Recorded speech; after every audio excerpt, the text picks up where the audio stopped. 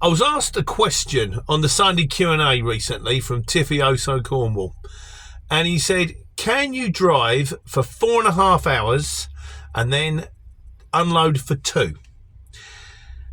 The answer's no, but the thing is, there's two different things going on here, and this is something you've got to bear in mind. It's more to do with lorries than vans, because on lorries we're on tachos, we're on these sort of head things, and we've got a card and we're recording. I'm going to give you the Janet and John version. It's much more, it can get much more complicated to the stage that, you do a whole day doing a course and then you think, I need to do that course again. But that's more to do with if you're double manning and if you're going on ferries. But the basic thing is you've got two things going on here. You've got driving hours and you've got work time directive. So the Janet and John version is on your driving hours. On a normal day, you drive for 9 hours. Twice a week, you can drive for 10 hours. You have to have a 3/4 of an hour break in between. So you can split that break to 15 minutes and then 30 minutes.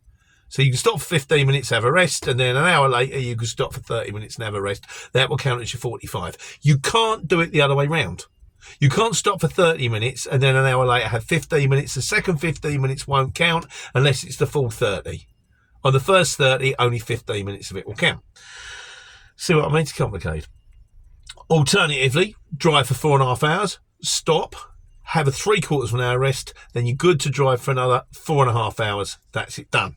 So as far as the first part of the question is concerned, yes, you can drive for 4.5 hours. 4 hours 29, stop. And then you're within your driving hours, that's fine. You can't then drive again until you've had 3/4 of an hour rest. So theoretically, you can drive for 4.5 hours, you can unload for 2 hours, then you could have 3/4 of an hour rest, then you could drive for 4.5 hours again. That's from the driving hours point of view. Then you've got the second one. That's the work time directive. And that's the one you're going to come unstuck with. The work time directive says that you can work 13 hours in a day from the moment you start the day to the moment you finish, which is frustrating because it means if I wake up early and I think I'm going to hit the road early and I start at 2 o'clock in the morning and then at 5 o'clock decide to go to bed for 3 hours, I've still got to finish work at 5 o'clock at night because I started at 2 o'clock in the morning. The fact that I've slept, you could sleep for 6 hours during the day. It doesn't matter. You have to have a break in between because of your driving time. So from the work time directive point of view, if you start, from the moment you start to the moment you finish is 13 hours. 3 times a week, you can work for 15 hours. That's quite a long day. Your days used to be that long. But you can only work for 6 hours straight before you have to have a 15-minute break. Then you have another 3 hours, then you need another 15-minute break. Then another 3 hours, then a 15-minute break, and then you're kind of done because the next 3 hours is going to take you over your 15 hours, so it's kind of it finished. So from the point of view that if you've been driving for 4.5 hours, then you've got to unload for 2 hours on a work time directive, that puts you up to 6.5 hours. You can't do that.